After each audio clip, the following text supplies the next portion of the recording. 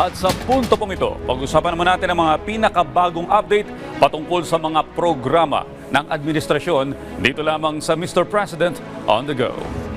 Una nga po dyan mga kababayan upang masugpo ang intergenerational malnutrition.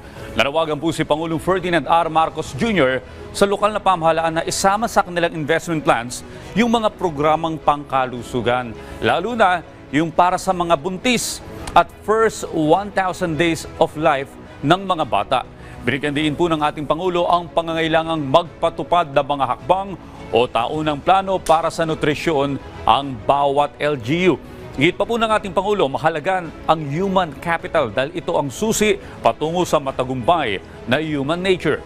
Ayon po sa Pangulo, hayaan na ang best practices ng LGUs para sa pagsusulong ng tamang nutrisyon ng kanilang mamamayan ay magsisilbing inspirasyon sa iba at gayahin ng mas marami pa, lalo na sa malalayong lokalidad para masugpo ang problema ng bansa sa malnutrisyon.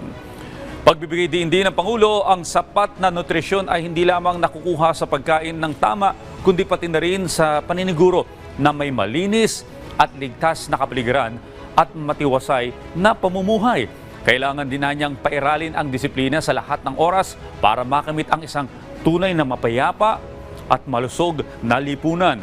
Sa 2024 National Nutrition Awarding Ceremony, kinilala ng Pangulo ang 23 LGUs at 5 local nutrition focal points para sa kanilang pagsisikap na mapabuti pa ang nutrisyon sa kanilang mga komunidad.